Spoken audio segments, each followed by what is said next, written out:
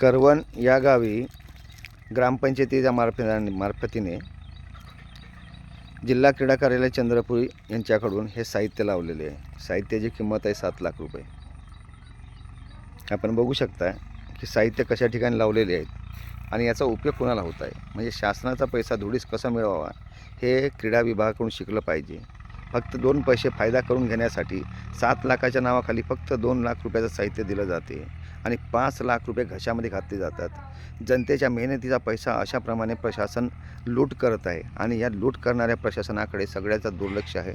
याच्याकडे विचारणारा कोणी नसल्यामुळे हे आपल्या मनमर्जीनं कारभार करत आहेत. हे बघून घ्या सगळ्यांनी तुम्ही. हे 7 लाख रुपयाचे साहित्य आहे जिल्हा क्रीडा कार्यालय चंद्रपूर यांच्याकडून करवण या गावी.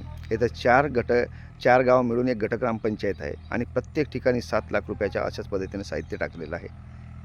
आज ह्या कचऱ्या ठिकाणी त्या टाकून दिलं, ज्या ठिकाणी कोणी येऊ शकत नाही. हे काही दिवसांना खराब पण होतील आणि कोणत्या वापरामध्ये पण राहणार नाही.